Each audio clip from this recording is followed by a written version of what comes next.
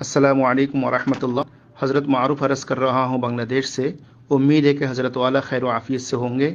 حضرت گزشتہ کل ہمارے یہاں دارالعلوم دیوبند سے ہمارے بڑوں میں سے کسی کی آمد ہوئی تو حضرت نے ختم بخاری کے دوران مولانا سعد کندلوی صاحب کی غلطیوں کے سلسلے میں فرمایا، ہمارے سامنے مسئلہ آیا، دارالعلوم نے فتویٰ دے دیا، اس نے اس غلطی سے رجوع کر لیا، بس مسئلہ ختم ہو گیا، دونوں حق پر ہیں، یعنی شورا اور مولانا سعد صاحب۔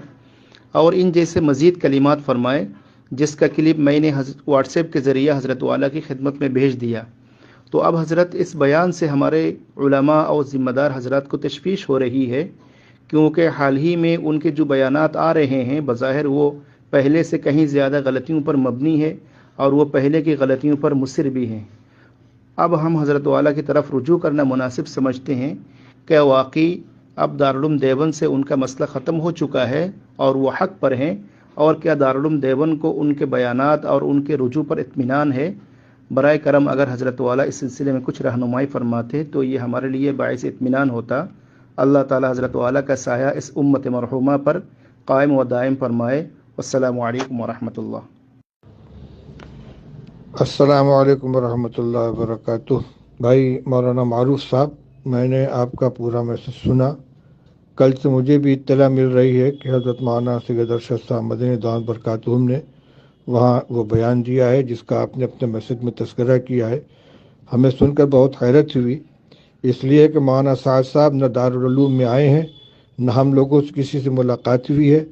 ذاتی طور پر مولانا ارشد صاحب کے یہاں وہ آئے ہیں، وہاں دعوت کھائی ہے، اور ان لوگوں کی کیا گفتگو ہوئی ہم نے نہیں سنا ہے۔ نہ وہ دارالعلوم میں آئے، نہ کسی مسئلے سے ہمارے سامنے انہوں نے رجوع کیا ہے، نہ اپنے پہلے بیانات سے انہوں نے اپنے یعنی اس سے رجوع کا کوئی اعلان کیا ہے۔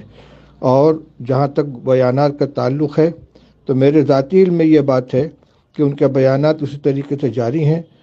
جنوری کے آخری ہفتے میں ارشادات اکابر کے نام سے جو ان کے بیانات کا مجموعہ شائع ہوا ہے وہ میرے سامنے موجود ہے۔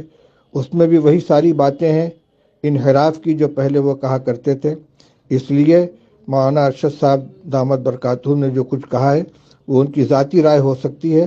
دارالعلوم دیوبند کا وہ نہ موقف میں کوئی تبدیلی ہوئی ہے، نہ اس کی طرف سے کوئی اعلان ہوا ہے۔ آپ چاہیں تو اس وضاحت کو دوسروں تک پہنچا سکتے ہیں۔ السلام علیکم ورحمۃ اللہ وبرکاتہ۔